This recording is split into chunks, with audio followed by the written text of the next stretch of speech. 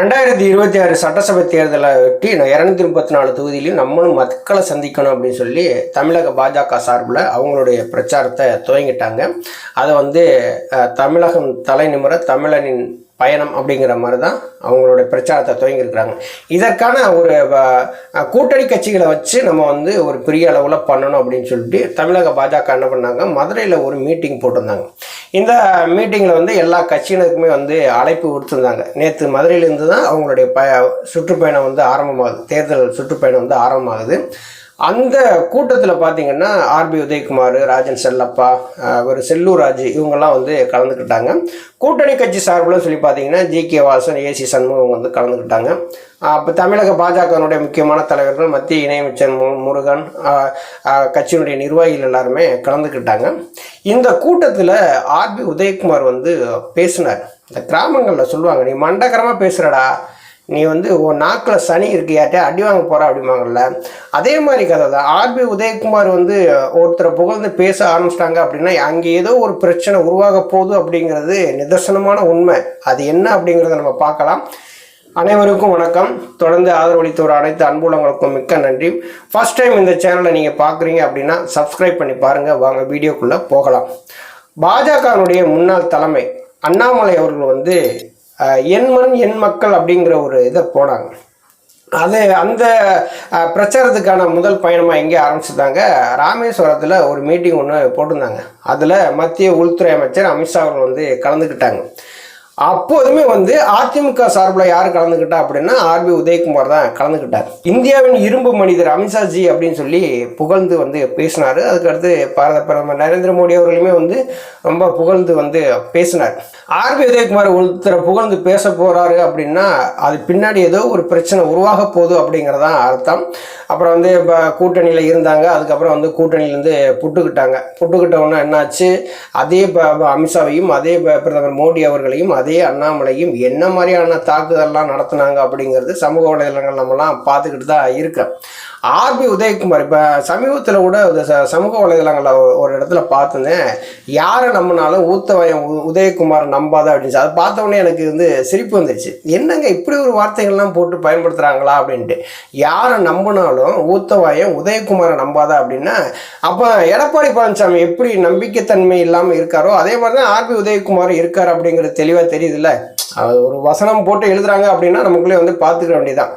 இப்போ கூட்டணி விட்டு பிரிஞ்ச உடனே இங்கே பிஜேபியை கடுமையான முறையில் விமர்சனம் பண்ணாங்க. அது விமர்சனம் பண்ணதில் முக்கியமான ஆளுன்னு சொல்லி பார்த்தீங்கன்னா இவர் ஆர்பி உதயகுமார் தான். நேற்று மதுரையில் பாஜக சார்பில் ஒரு பிரச்சார பயண கூட்டத்தில் ஒரு முன்னோட்டமாக அங்கே தமிழகம் தலைநிமிர தமிழனின் பயணம் அப்படின்னு சொல்லிவிட்டு பாஜக சார்பில் நடத்துகிறாங்க. அதில் ஆர்பி உதயகுமார் கலந்துட்டு பேசுகிறார்.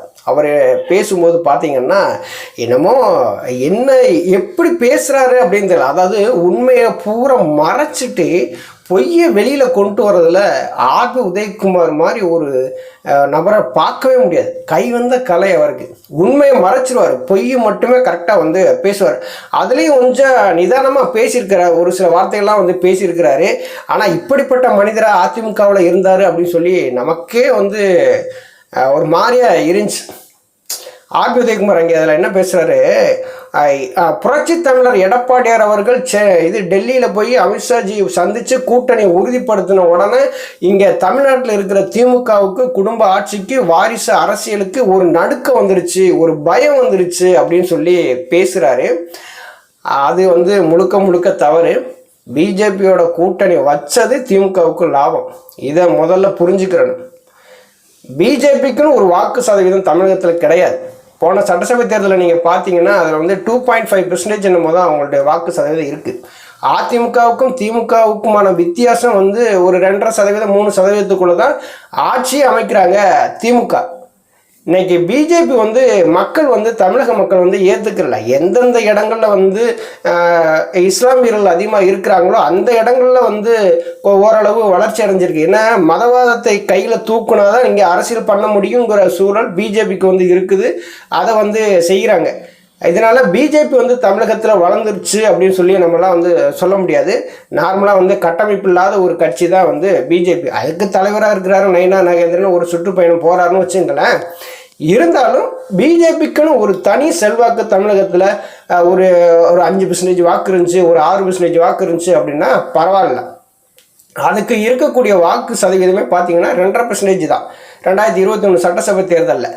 இப்போ வந்து பிஜேபியோட கூட்டணி வச்சதுனால ஸ்டாலின் வந்து நடுங்கிறாரு அப்படின்னு சொன்னால், ஸ்டாலின் ரொம்ப ஜாலியாக இருக்கிறாரு, ரொம்ப சந்தோஷமாக இருக்கார். இங்கே சட்டசபை நடந்துக்கிட்டு இருக்கும்போது மக்கள் பிரச்சனை பற்றி பேசாமல் கூட்டணிக்காக இங்கேருந்து ஓடுறீங்கல்ல, அப்போவே தெரிஞ்சு போச்சு எடப்பாடி பழனிசாமி இந்த அதிமுகவை பலவீனப்படுத்த போகிறாரு அப்படின்ட்டு.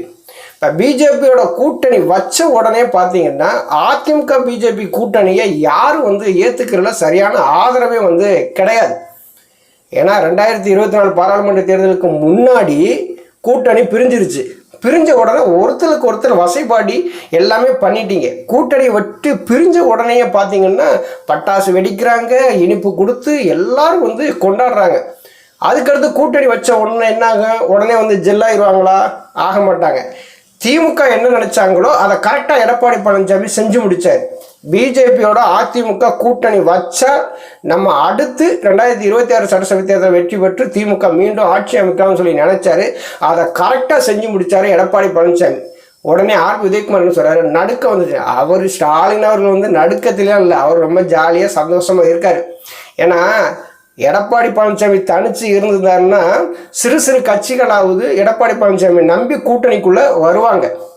இப்போ பிஜேபியோட கூட்டணி வச்சுட்டாங்களா, எந்த கட்சியும் இந்த எடப்பாடி பழனிசாமி நம்பி வர்றதுக்கு தயாராக இல்லை. மக்கள் மத்தியில் பிஜேபி அப்படின்னாலே அது ஒரு மதவாத கட்சி தான், தமிழர்களுக்கு எதிரான கட்சி அப்படிங்கிற ஒரு கண்ணோட்டத்திலே வந்து மக்கள் வந்து இருக்கிறாங்க. அப்போ அதிமுகவில் இருக்கிறவங்கள என்ன பண்ணுறாங்க, பிஜேபியோட கூட்டணி சேர்ந்தது பிடிக்காம தான் இருக்கிறாங்க. எடப்பாடி பழனிசாமி யார்கிட்டையும் எந்த விதமான ஆலோசனையும் கேட்காம பிஜேபியோட கூட்டணி வச்சது எடப்பாடி பழனிசாமி பின்னாடி இருக்கிறவங்களுக்கே வந்து பிடிக்கல. இன்னைக்கு கூட்டணி வச்சுக்கிட்டாங்க அப்படிங்கிறதுனால பிஜேபி அதிமுக கூட்டணி வச்ச உடனேயே திமுகவுக்கு பயம் வந்துடுச்சு அப்படின்னா, திமுக எந்த காலத்துலேயும் வந்து பயப்படாது, அவங்க சித்தாந்த ரீதியிலே மோதுறாங்க. ஆனால் இது ஆர்பி உதயகுமாருடைய பேச்சு தான் அந்த இடத்துல ஒரு காமெடியாக இருந்தது. அதுக்கடுத்து சொல்கிறாரு, வீரமங்கை வேலுநாச்சியாரின் மறு உருவம் வானதி சீனிவாசன் அவங்க எழுந்து நின்று பேசினாலே முதல்வர் ஸ்டாலின் அப்படி நடுங்கிறாங்க அப்படிங்கிறாங்க. கொஞ்சம் வெக்கமான சூடு சொரணம் இல்லை? அவங்க எழுந்து பேசின உடனே திமுக நடுங்குது அப்படின்னா அதிமுக என்ன பண்ணுது? நாங்கள் எழுந்து பேசின உடனே, இல்லைன்னா எங்கள் கூட்டணி எந்திரிச்சு பேசின உடனே திமுக நடந்ததுன்னு சொன்னாலும் பரவாயில்ல. பிஜேபியில் ஒருத்தர் எம்எல்ஏவாக இருக்கிறாங்க, அவங்க எழுந்து பேசின உடனே அங்கே வந்து ஸ்டாலின் அவர்கள் நடுங்கிறாங்கன்னு சொல்கிறது இது ஒரு அபத்தமாக இல்லை? நீங்களாம் ஒரு கட்சியினுடைய எதிர்கட்சி துணைத் தலைவர் வேறு சொல்லிக்கிறீங்க, நாங்கள் தான் கட்சின்னு வேறு சொல்கிறீங்க. இன்னொரு கட்சியை புகழ்ந்து பேசுகிறது என்ன விதத்தில் நியாயம்? கூட்டணிக்குள்ளே இருக்கிறாங்க, நாங்கள் இவ்வளோ வாங்கி கொடுக்குறோம், இதை செய்கிறோம் அப்படி சொன்னீங்கன்னா அதில் ஏதாவது ஒரு நியாயம் வந்து இருக்குது. இப்போ வானதி சீனிவாசன் எழுந்து பேசின உடனே திமுக நடுங்குது அப்படின்னா, அப்போ நீங்கள் இந்த 62 பேரை வச்சுட்டு என்ன பண்ணுறீங்க? அப்போ நீங்கள் பேசுகிறதுனால திமுக வந்து நடுங்கலை. திமுகவுக்கு நல்லா தெரியுது இவங்க என்ன இப்படி தான் பேசிட்டு போவாங்க, இவங்க என்ன ஜெயிக்க போகிறாங்க அப்படிங்கிற மாதிரி திமுக வந்து இருக்கிறாங்க. அதற்கடுத்து என்ன சொல்கிறாரு, இந்த மதுரை மீனாட்சி அம்மன் வாசலில் விழுந்து சாமி கும்பிட்டுட்டு இன்னையிலேருந்து கவுண்டவுன் ஸ்டார்ட் ஆயிடுச்சுன்னு சொல்லி நயினா நாகேந்திரன் வந்து சொல்கிறாங்க அப்படின்னு வந்து சொல்கிறார். அப்படின்னா 2.5% வாக்கு வச்சிருக்கிற ஒரு கட்சி நான் தான் வந்து எதிர்கட்சி, இங்கே நாங்கள் தான் வரப்போகிறோம்னு சொல்லிவிட்டு அவங்க கவுண்டவுன் ஸ்டார்ட் பண்ணிட்டாங்க அப்படின்னு சொல்லிட்டு பேசுகிறாங்க. அப்படின்னா அதை ஆதரித்து நீங்கள் பேசுகிறீங்கன்னா எப்படி இருக்கும் பாருங்கள்.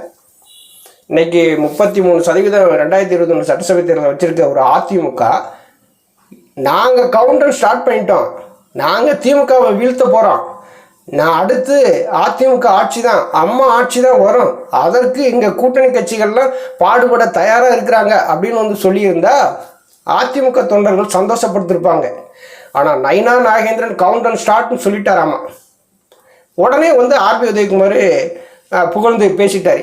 வேணும்னா பாருங்கள், இந்த 2026 சட்டசபை தேர்தலுக்குள்ள, அதாவது ஒரு 6-7 மாதம் இருக்குன்னு வச்சுங்களேன், அடுத்து இது பிப்ரவரி மார்ச்செல்லாம் ரொம்ப சூடு பிடிக்க ஆரம்பிச்சிடும். அதுக்குள்ளே அதிமுக பிஜேபி கூட்டணி முறிஞ்சு போகும் பாருங்கள். கண்டிப்பாக நடக்கும். ஏன்னா தமிழக வெற்றி கழகம் வந்து பிரச்சாரத்தை தொடங்கி இப்போ ஒரு அசம்பாவிதம் நடந்து இப்போ இருக்கிறாங்க. அவங்க வந்து கோர்ட்டு மூலியமா ஏதாவது ஒரு அனுமதியை வாங்கி போகலாமா அப்படின்னு சொல்லி இருக்கிறாங்க. ஒருவேளை எடப்பாடி பழனிசாமி என்ன பண்ணுவார் அப்படின்னா, விஜயினுடைய அந்த மக்கள் ஆதரவு இருக்குல்ல, அதை எப்படியாவது பயன்படுத்தி நம்ம வந்து கூட்டணிக்குள்ள இழுத்து நம்ம பிஜேபியை கழட்டி விட்டுறணும் அப்படிங்கிற எண்ணத்தில் கூட அவர் வந்து இருக்கலாம். இப்போ ஆர்பி உதயகுமார் புகழ்ந்து பேசுகிறாரா பிஜேபியை? நாளைக்கு பாருங்கள் அந்த அதிமுக பிஜேபி கூட்டணியில் ஒரு முறிவு ஏற்படும் பாருங்கள், ஒரு பிரச்சனை ஏற்படும் பாருங்கள். ரொம்ப நாளைக்கெல்லாம் இது தாக்கு பிடிக்காதுங்க. மக்கள் வந்து ஏற்றுக்கிற கூட்டணியாக இருக்கணும்.